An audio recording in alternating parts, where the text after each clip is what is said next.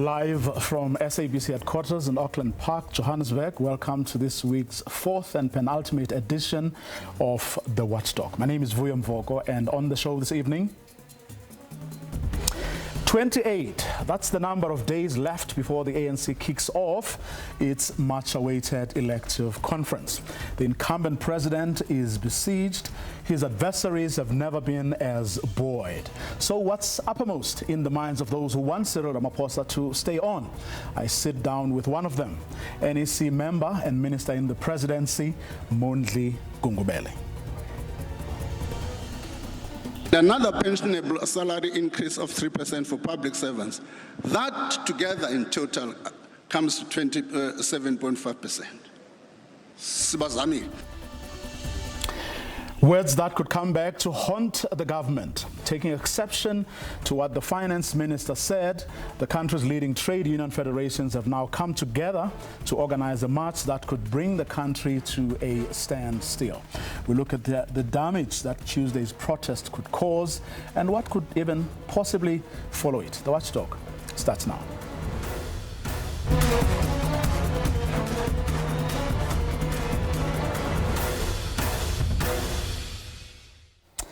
Public sector unions under the country's three biggest labor federations have announced a joint nationwide march that could affect government services. COSATU, FEDUSA and SAFTU plan to mobilize all their members in government to join what they call a National Day of Action due to take place next week, Tuesday. The protest could see over 800,000 government workers take to the streets to demand higher wages. The unions say the planned one-day march is part of ongoing demonstrations towards an indefinite strike action if government fails to up its 3% wage offer. A united picture of trade union federations COSATU, FEDUSA and SAFTU in the public sector taking a stand against government as they chart a new way forward on their wage demands. The workers will now occupy the streets of Pretoria in a march to Treasury on the next Tuesday. This is a protest action. It's not a strike action at this point in time. So we are focusing on getting a lot of the public servants out because we do realize that the 22nd is a date to make a point. And we want to send a strong message to government that we are not going to be taken for granted anymore. Which community or which country will sustain itself when people are having below inflation increases? So services are going to be affected. We have no doubt about that. And I think we have to be mindful of that. And we need the public to support us in this process. The PSA was the first union to test its members' appetite to down tools. Earlier this month, the PSA members stayed away from work and embarked on a nationwide demonstration, but the move did not have a significant impact on government services. This time around, the unions plan to put all their efforts together in order to send a strong message to the employer. Our consolidated demand also included the baseline adjustment to the housing allowance to all public servants, regardless of whether they own or do not have a bonded house, to 2.5 thousand rand or 2,500 rand. Bursary schemes for the children of public servants who are currently excluded because they are considered to be too rich to get NFSAS, but their parents are too poor to afford tuition fees and living expenses. The federations have cautioned that all the workers, including those in essential services, are battling to make ends meet. Now there are fears that the march next week could see disruption of essential public services. All public servants are the slaves of this government. And until such time, the government give essential service workers essential salaries, we will not going to accept that. So we are going to mobilize all the public servants, including the essential services, to participate. The federations have also slammed Finance Minister Enoch Godongwana's recent utterances that government may have to consider retrenching public servants to bring the wage bill to more sustainable levels. Instead of retrenching, they must appoint teachers who are unemployed, because we have a lot in our country who have graduated and qualified properly from universities, spent government money to train some of them. They must be employed. We are saying they must employ the nurses that are unemployed. We are saying they must recruit more police officials, traffic officers, instead of retrenching. However, if they consider retrenchment as the last resort, we think they must firstly retrench themselves, because most of them are above the employment age at any rate in the same parliament. Most of them are 70. Most of them are above 65. So they must demonstrate that they must go and sit down and play with their grandchildren before they tell a public servant who's below 60 to go home and be retrenched. The public sector federations have resolved to rally their collective might to push the employer to improve the rejected 3% wage offer that they say is close to nothing. They say the economy has been taken into consideration as they believe that government can afford the 10% wage increase, calling on the public servants and the general public to join them on that march to the Treasury on Tuesday. Katleho Lohodi, SABC News, Centurion. To reflect on this development, I'm joined by Davi Ruot, who is the chief economist at Efficient Group. Patrick Dale is a labor lawyer and mediator at Dale Attorneys. Good evening to both of you, gentlemen. Thanks very much for your time. If I may start with you, Davi. I mean, they say it's a march on the day, but that doesn't mean that the economy won't suffer. Yeah, well, they say it's not a strike, it's a march. Well, I don't know what much of the difference is between the two. But of course, as always, it really depends on how long this is going to go on. If this is only one afternoon or a lunchtime march, of course, the impact is going to be not that significant. And even if it's a couple of days, I don't think the impact is going to be that significant. Of course, it can, on what it's going to, how it's going to turn out eventually, it can be quite disruptive. Of course, we know about previous strikes. But I'm not too concerned, to be honest. I don't think it's going to have much of an impact on the economy. Well, at least not yet. Well, I mean, the unions are saying, look, I mean, the government has been intransigent, double standards, and all that. On the other hand, we know the pressures that are being piled on government to say you've got to reduce this wage bill. Okay, yeah, well, that's the reality. If we look at how much civil servants are paid in South Africa, they're paid more than the average, compared to the rest of the workers in the economy, they're paid quite handsomely.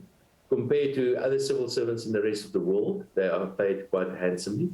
Look at the state of the state's finances in South Africa, we simply cannot afford it. The taxpayer is overburdened in South Africa, and they even ask the public to join them in this march. I mean, that's just not going to happen. And I just want to ask a very simple question. For the past 2 years, we've lost more than a million people, a million jobs in the private sector. How many jobs have been lost in the civil service? And also for the past 10 years, on average, civil servants have been getting well above inflation increases. And now they're getting an increase of 3%, which is too much in any event. I don't think that they have much of a foot to stand on to ask these kind of increases. The reality is that the economy is probably in a recession. We see an increase in unemployment and in poverty in South Africa. And because of civil servants being overpaid in South Africa, that is actually contributing to the inequality in South Africa. So I don't think that, I think the civil servants in South Africa, they're complaining with the white bread under the arm. There's not much that they really can complain about if you compare it to the private sector and to many other countries in the world. The workers, of course, Patrick, I mean, hold a very different view to what Davi, I mean, just said. They do indeed. And good evening to you and the viewers.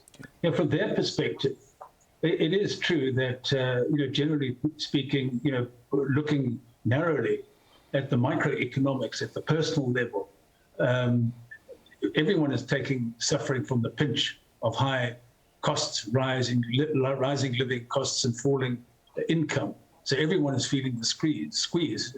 In fact, just as much as the civil servants are. And this is their opportunity to open the gap between their income and their rising costs. So you can understand it from that point of view.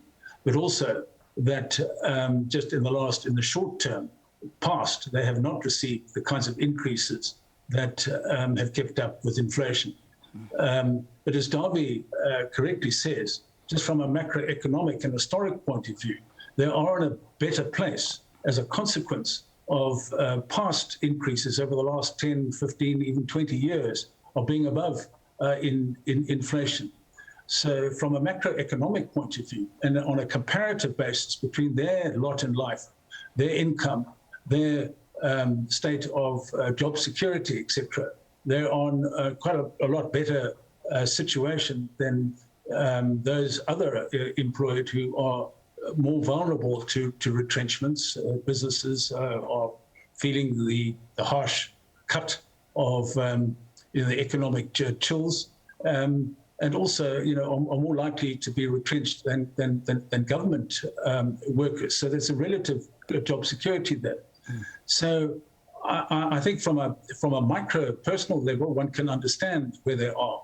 But looking at a larger macroeconomic point of view, I don't think there's a justification to grant any more than the government has granted already on the 3%.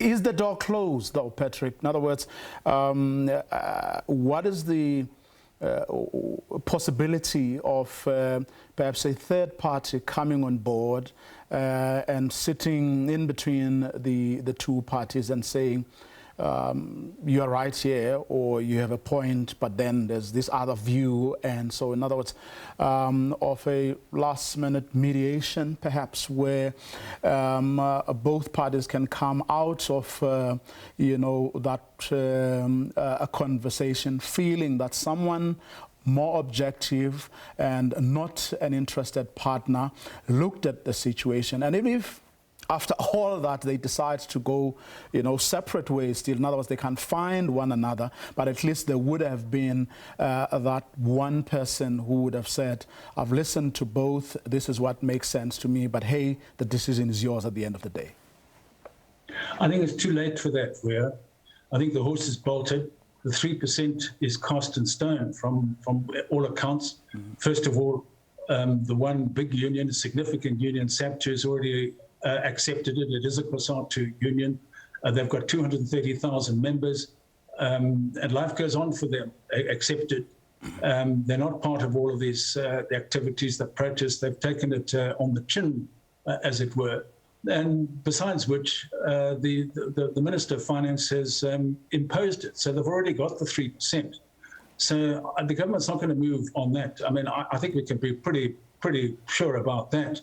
So really what is left on the table from a negotiating range point of view is the 6.5% that the striking unions or the protesting unions are talking about, which is 3.5%. That's really the gap at the moment. Yes, they've gone back up to 10% as part of a negotiating sort of ploy, but really they're looking at 6.5%. And so the wriggle room, I think, potentially could be on the other big factor, which is part of this wage increase structure, and that is the once-off pensionable, non-pensionable gratuity of 1,000 Rand going up according to salary grades for a year that ends on the 23rd of March. And there may be some wriggle room in relation to that, where the government can perhaps extend it or and grant it to other unions and so on. So that's the potential area where something can be done. I don't think a mediator or anyone in between is going to be able to help with the harsh economics of that. Besides which, we're nearly at the end of the year. The next round of negotiations will start at 3 months' time. I think this year's round is done. And I mean, Davi, if then, as Patrick says, the horse is bolted, there is a very real possibility that beyond Tuesday's march, we could see an indefinite strike action, as some of the worker leaders put it earlier. What could be the impact of that? Well, if this goes on much longer, if it goes on for a month, say, for example, the biggest losers, of course, will be the civil servants themselves, because they're supposed not to be paid if they go on strike. But of course, it will have a huge impact on the economy. I've looked around at some of the numbers, and I think there's a good possibility that the South African economy could, in fact, actually be in a recession already. Well, if we're not in a recession, we are experiencing extremely low economic growth. And Patrick already indicated that this 3% is probably pretty much set into stone. Initially, the Minister of Finance penciled in 1.5% increase. So as far as the Minister of Finance is concerned, he's given double the increase that he originally planned. to give. And also keep in mind that South Africa received a number of downgrades from the rating agencies recently. And if there's the Minister of Finance budge on this and he gives an increase of even a little bit above 3%, then he's going to lose a lot of credibility. So I can't see how the Minister of Finance will be prepared to give anything more than the 3%. But having said that, of course, there's the major issue about the election, which is going to be in a year or a little more than a year's time. So I think government is in a very difficult position as well, because politicians do not want to get in conflict with the civil servants relatively short before a next general election, or perhaps the real fallout is likely to happen in a year's time, just before the next general election. But this is quite a difficult thing, but I think it is important for the financial markets, for the Minister of Finance really to stand his ground and to show that he is serious in getting the finances of the state back to where we can potentially get another upgrade. And that means inevitably that he must cut back on state spending, and the biggest single spending item for the state is indeed on salaries. Quick closing comments, Patrick, if indeed, we get to an indefinite strike action, would that, define, so to speak, relations between the government and its workforce going forward? Would it be a defining moment? Yes, I think it would. And just before I come back to that, in the first place, I don't think that this strike is going to have legs. I don't think it's going to last very long. Remember, at the moment, they don't have the strike certificates at protest level, and one-day protest, and maybe a stop-start. Remember that organizing a strike is a horrendously difficult exercise. It's highly risky for the leaders of a union to organize a strike, not only, let alone under one roof with a couple of hundred employees, but if you're talking about 800,000 people in thousands of different workplaces around the country, and you've got to manage it, A, the logistics of it, coordinate it, A, and B, you've got to manage emotions and how people behave and conduct themselves at picket lines and all that sort of thing. It's a horrendously difficult thing. And I just don't think that under this late stage of the year, that members, employees, have the willpower to hang in there and to do this. Okay. We might see isolated marches where they congregate in one place to demonstrate, yes, but I just don't think that this has got legs and it'll last. And yes, it will damage the relationships, already damaged relationships between the alliance partners between COSATU and ANC. It's already been damaged by the agreement, the 3-year agreement that the government said they couldn't fulfill, the unions said that they reneged on, and so on. So there's a major trust problem, and they are far from a happy house in that alliance. Yeah. Patrick Dale, David Rood, let me thank both of you for coming through for us this evening. Thank you. My pleasure. After the break, the feelings, hopes and aspirations of those that would like to see Cyril Ramaphosa stay on as the president of the ANC.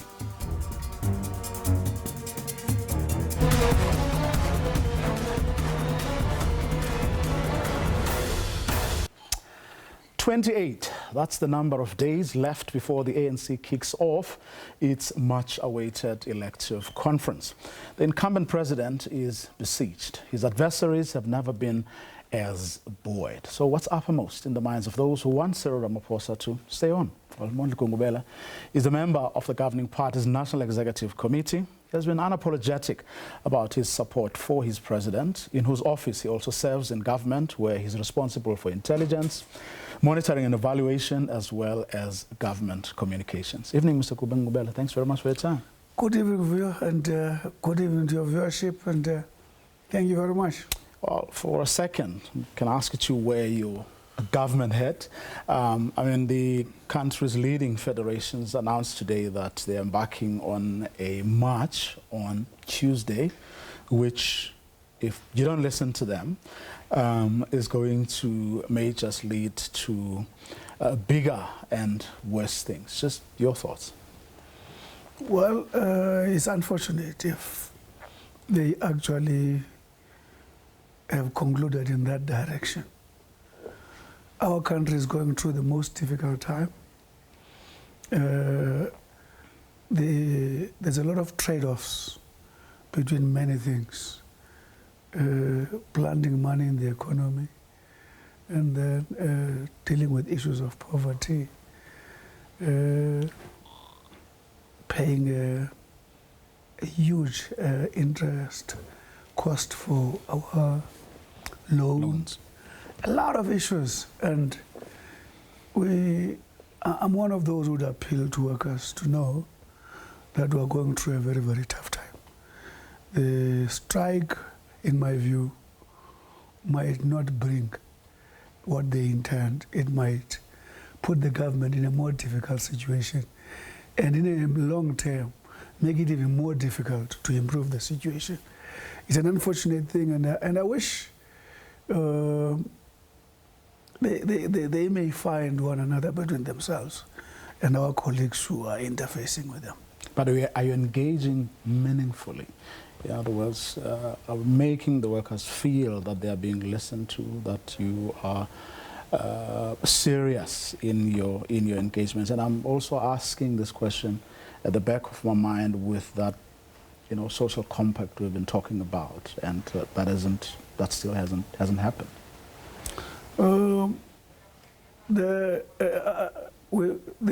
workers have been engaged.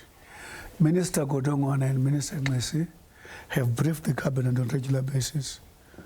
They have demonstrated at all material times how genuine and how dedicated are they to find the solutions. If you look at even the calculation, Minister Godongwana was actually demonstrating that when all things put into perspective, it's even beyond 3%, calculating a lot of, in spite of the difficulty of the fiscal situation the country is confronted with. Well, let's go back to... I hope we will find one another. Let's go to the issues we're going to talk about. Outsiders looking in saw last weekend's NEC meeting as one where the president managed to, shall we say, sort of fend off, his adversaries, which possibly means, as far as some people are concerned, that his path to re-election come December is a lot clearer now than many thought would be the case ahead of the weekend meeting. I don't know what your thoughts are. To share that view. Sometimes I wish you guys can be flies on the wall. Not flies, just allow us in, just to sit once. Just to sit tonight. Flies on the wall. We'll keep quiet and won't say anything. And just match the allegation that the president is under fire with what always things pan out to be. That president is not under the fire which is being articulated on newspapers. Of course, there are attempts in the NEC from those who have their view about his leadership. But fire, I think, is an exaggeration. President is well established in the NEC. He's broadly respected. And of course, there are people who've got views. And a lot around president is highly exaggerated. There's a lot of allegations, and there's always this build-up. If I can tell you how many people spoke in the NEC, even on this so-called step aside, you will be surprised. And I heard one of the colleagues saying, when the colleague was being asked, what about the fact that the president might have tried to put the NEC to confidence? And the colleague says, no, there are still questions that are outstanding. And they were saying, but all colleagues were there, not a single one sought clarity from the president, because the president was candid. So if anyone had no clarity, was supposed to have raised it there. Again, I think a lot of our communities are trapped in a state of disingenuousness. What do you constitute fire, though? If indeed there's a significant number in the NEC that is actually going for the president, So would say that, I mean, at the weekend meeting, it was just a handful? Oh, yes. Oh, yes. More than 5? Let's not talk the number. It was a very small number. That's all I can say to you. Okay. In the years you served, I mean, in the national executive, what would you say were bigger moments where or more heated moments where there was, to use your word, fire? Well, I guess when we started in a very decisive way to make sure that the renewal resolutions are being implemented, in particular 2020, I think the real fire started on the 31st of July 2020, when the real drive that the NEC has to stand up and be counted in terms of cleansing the organization. It's a meeting that took place from the 31st to the 31st of July to the 2nd of August. And later, as you all know, came out to announce the resolution of the meeting of the 28th, 29th, and 30th August, where the top 6 was announcing, where the president was saying, we're drawing the line on the sand. That was when the real fight, there was always a drive to deal with this matter. But I think it went to the top gear that time, where it led to people being asked to step aside, senior leaders and so on, both at national and at provincial level. Well, interestingly, I mean, even in the absence of that fire, right, that hasn't stopped the president's adversaries from feeling that he is a lot more vulnerable now, in fact, beatable even, and in no small measure, that is based on the whole Phala Phala saga. The beatability of the president always make a lot of sense when you ignore facts. Are we not worried about Phala Phala? We are worried. When an important leader like Cyril Ramaphosa is actually faced with that kind of a question, you're worried that that should be cleared. All of us are anxious. We want those processes to reach their conclusion. Because in our view, if we look at the work he has done for the organization under difficult circumstances, he remains a critical leader. And we're not the only people, though. Those who tell you, those who always announce what has happened in the NEC, one of the reports they were supposed to have given you is the fact that when the poll survey were done, the organization was rated at about 40, which is also a public view. But what was also interesting was to realize that the organization rates are below the president. The president is at 48 and the organization is at 40. Now, you must know there's something inside. If the person who is 48 on behalf of the organization and the organization is 40, you say that person is a problem to the organization. That's the societal view about the president. We'll get to that in a second. But I want to take you back to, you said it must be clear. But is this whole saga, Phala Phala saga and everything around it, clear to you? It can be clear. Let me put it this way. The president took us to confidence. Where I'm sitting, I understood what the president was saying. But where does it depend? It depends on the independent panel. It depends on what the Reserve Bank's findings are going to be. It depends what Hawke's findings are going to be. It depends what the public protector is going to be. But what the president said, which I'm not free to share, I'm comfortable. But at the end of the day, we go to court being comfortable. And when the judge sees it, they see things their way. See, your organization passed a resolution, right, that says people accused of or reported to be involved in corrupt practices are to account to the Integrity Committee immediately, or face disciplinary processes. And then later on, you added that those who fail to give acceptable explanations or to voluntarily step down will face disciplinary or investigative or prosecutorial procedures. Those would then be summarily suspended. Now, there are people who are now beginning to say, or who have been saying actually, not beginning, that started a long time ago, that, I mean, what then would be, I mean, what is the difference between what the president is being accused of, or what is happening around him, and what is happening around other people like your Dr. Mkhize and many, many others who stand accused? You know, there's a process in the organization of dealing with this matter. It's either integrity commission, depending on the circumstances of the case, ask you to step down, or as you said, you have charged in court, criminally serious, whatever stuff, you then step aside, like it happened to our Secretary General, or when you are found guilty on those matters, you step down. Our argument is that you do not design different roles for the president.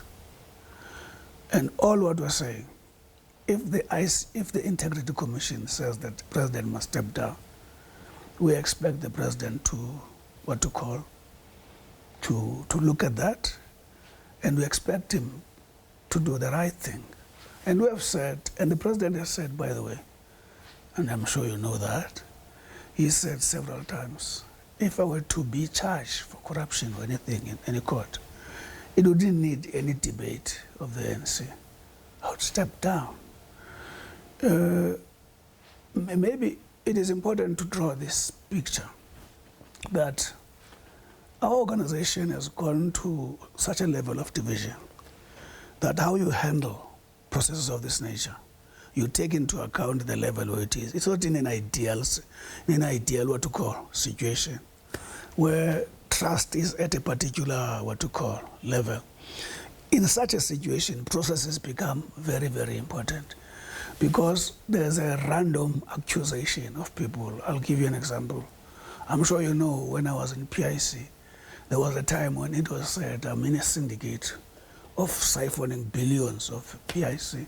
At some page, it was said I am involved in fraud of a contract in the what to call. Those things, when they are announced, they were big, but when they were cleared, they became small. But wherever I am, all those who feel good to throw a snipe at you, they keep throwing those snipes. So you try your best to avoid subjecting people to such a situation when processes have not reached a particular point. In other words, the current history determines our behavior with regard to this. So processes now. In healthy organizations for you, you don't need this. There is no resolution of step aside in established democracies. At a particular point, in the ANC, by the way, it's been like that. I can take a risk and tell you about Eric Kai. I'm sure you know Eric. I'm not sure if you know Eric. Was a mayor of Boksburg. He was accused of harassing a lady from KZN. And he was one of those who were front runners in terms of being a first mayor of a group. I'm not saying he was going to be one. You know what he did? He said, when my organization is selling its policy, I don't want them as they do their campaign. As they explain their policy, they must also explain Eric. And he said, I'm taking a position to stay out and attend. He went all the way to be acquitted, and he was cleared of everything. But the point I'm making is that even in this organization, when things were ideal, when the relationships were normal, you didn't need this. The fact that we've got a resolution like this, it explains the level, the state of our organization from which we must rescue. And that's why we respect this president, because his interventions in the organizations are actually leading us towards taking the organization out of where it is now. Then let's extend this to the current circumstances and the person we're talking about now, which is the incumbent president of the ANC. Why wouldn't he then say, well, there's all this stuff around me, all manner of accusations being leveled at me. For the sake of my organization, I'm going to do the right thing. I don't need the law, but I'm taking a very moral, ethical stance and say, I'm going to step aside.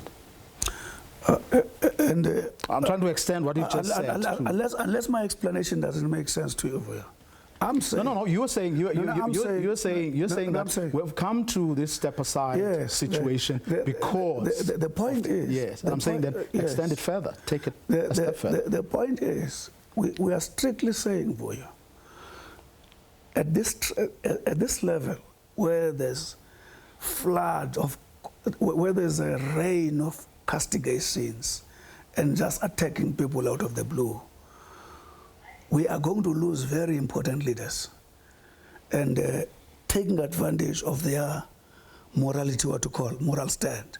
I'm one of those who would not support the president if we were to do that, especially when he said his conscience is what to call, is clear.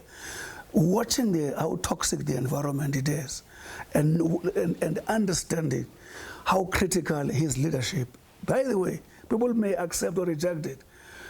The minimum coercion that is in the NEC now is because of this president. He has refused a number of times, whenever we're engaged, to descend to the arena. So it is that history and that context that I would be one of those who would not allow him to step aside without a process, taking into account the freedom of castigating. Let me give you one example. The president, for instance, there are comrades who would have stood and said, you appointed boards of people of biblical studies, and I don't know what is bad about having biblical studies, and ESCOM, and they were actually analyzing the skills of people who were there. And they were saying it in this NEC, right? And I called one of the comrades during lunch. I said, by the way, it's almost a month now. The board that is appointed there is weighed highly in favor of engineers. He was not interested, because once he's interested, he must stop saying what he's saying. That's the kind of division and tensions we have. In other words, he is committed to the distorted view of the president, so that that which he's passionate about, that the president must live or care, irrespective of what circumstances are. And secondly, a number of things these people say, for instance,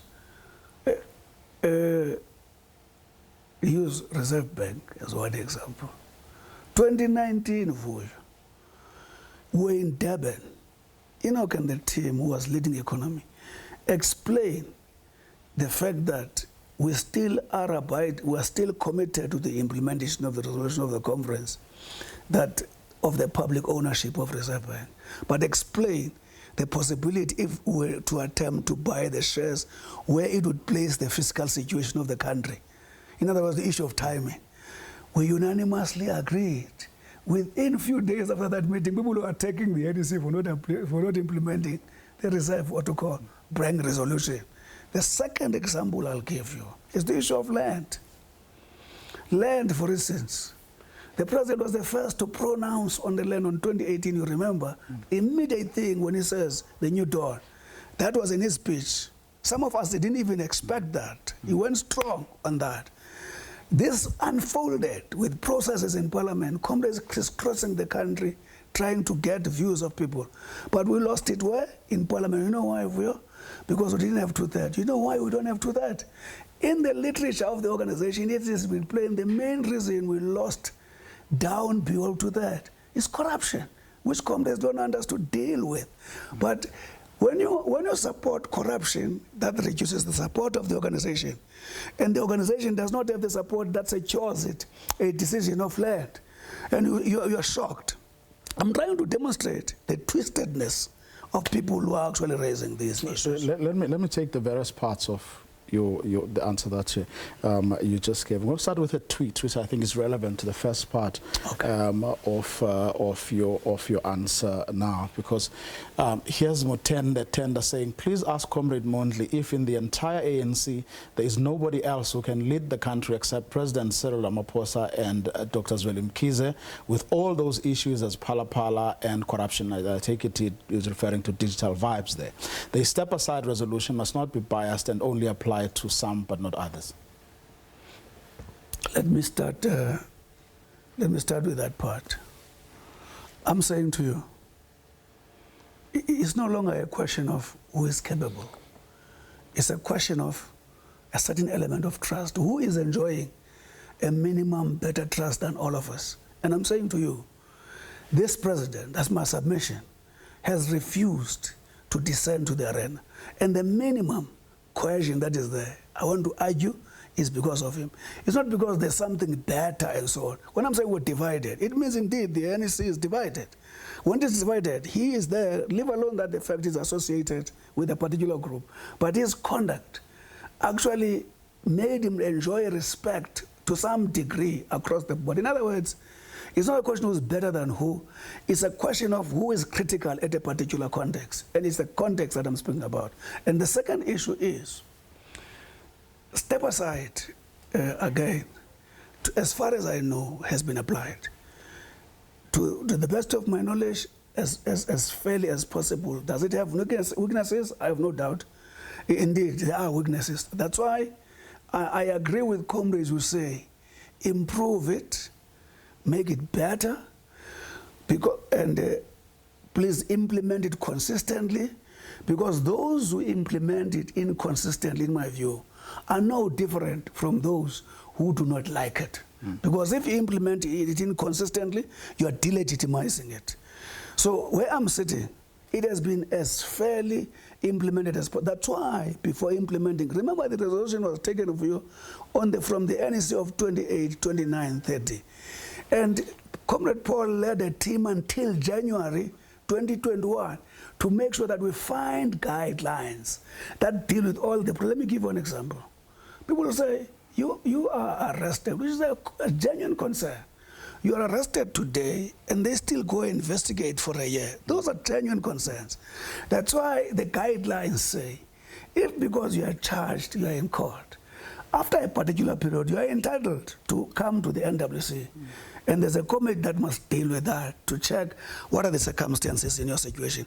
In other words, for a couple of months, putting guidelines was to make sure that as best as possible, it is what you call it is fair. It will never be perfect as such, but that's why laws, even in judiciary systems, in democracies, are amended over centuries, because they are never perfect at any point in time. I mean, interesting you're saying that, I mean, those who don't want, the rule implemented are no different from those who want it, those who implement it selectively are no different from those who don't want it. Now, one of the criticisms of those people who support President Ramaphosa is that when they reflect on the handling of the whole Phala saga, is that you who support President Ramaphosa within the party tend to lump everybody together. In other words, those who say this could have been handled differently, you lump them together with those that want him to fry. No. Then we may have to be specific.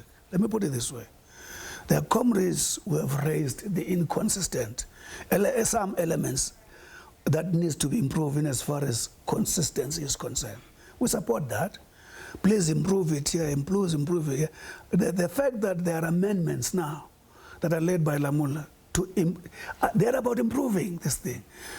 There would be no amendments and an attempt to improve it if we believe in its perfection. The point is right. We are taking a particular view, not particular individuals.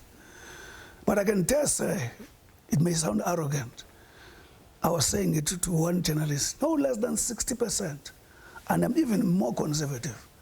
The people who are on this issue, a number of them have got a lot of stories to answer. Others are already in court. Others know very soon some of their shenanigans are going to come. People will never appreciate that. Through the president's leadership, SIU has recovered no less than 8 billion, right? They will not actually accept that. The president received SIU, you throw it in the online without editing it. Zondo Commission and so on. President doesn't wait for the Zondo Commission to finish because their investigation. He introduced a regulation that makes sure that there is already a sharing of it, which is not a conventional thing. He has demonstrated Is the president perfect? He's a human being. If there are wrong things, they must be tabled. If the president is on the wrong side of the law, he will have to follow the consequences of those who find themselves in that situation. Are you saying that, like those NEC meetings, those who have issues to raise, I know you mentioned this in passing, and I thought I was going to go back to it. We had an interview. Natasha had an interview earlier in the week, which you played on the program, where NEC member Nomvula Mokonyana was saying, yes, he did speak about that, but there's still a lot of questions. Are you saying that such people, and I'm raising this also on the back of what you were saying about the Reserve Bank, what you're saying about the land issue, are you saying that at these meetings, these people don't raise the very same person, only step outside of the NEC meeting, and then the very same comrade you speak about, as a matter of fact, never sought clarity in that meeting about the issues she is not clear about.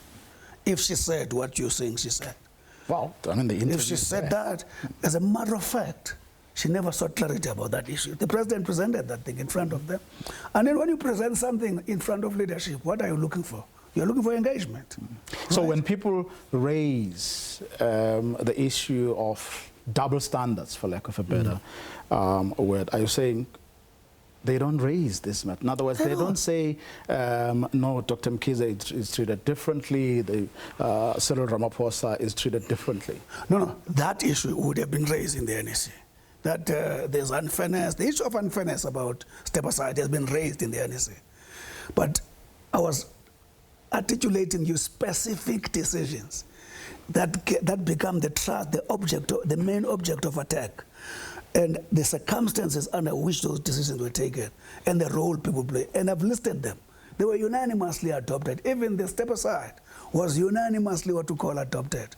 But over time, when people get affected by these things, they have expressed their concerns. And I don't want to say to them, they are wrong, totally, when they say it's unfairly. But let's put those things, there must be a process. I'm one of those who would have said in the NEC, if there's a view that this thing is not properly implemented, let's have a proper process and look at that process, because I don't want to be part of administration of unfairness of justice, because I may as well shut up about what I'm trying to. I want to take a listen to what Mr. Swana, an analyst, said on Monday after Paul Mashatile led the briefing and wouldn't, of course, tell us what exactly the president said at that meeting around Palapala. Take a listen. There is a bubble that has burst. The bubble that has burst was the creation by the billionaires of South Africa and certain mainstream media and liberals, especially white liberals, of a clean and pure Ramaphosa who doesn't wear the ANC uniform of criminality, general corruption, and incompetence.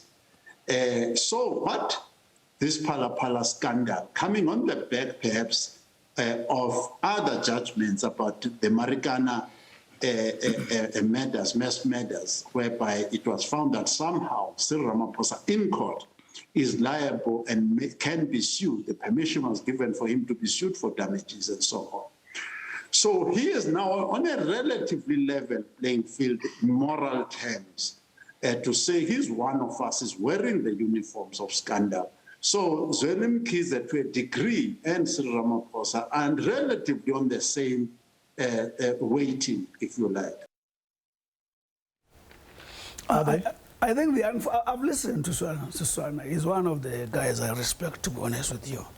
But I'm a bit disappointed on this one, because he's reached a conclusion that there's a finding against the president, that the president has committed crime. I mean, where are those facts? He is actually reaching a judgment on the allegations that are being investigated. A man of his stature, I would have expected better, right?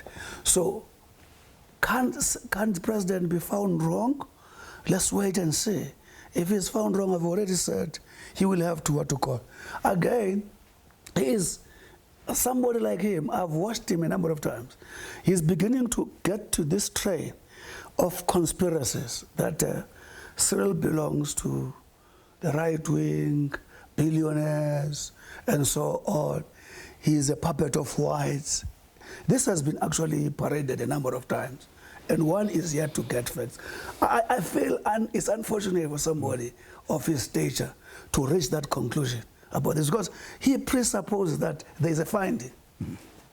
We've run out of time, but I have to ask you this. I mean, former President Thabo Mbeki once urged you as members of the or leaders of the ANC to say or to answer the question, what if?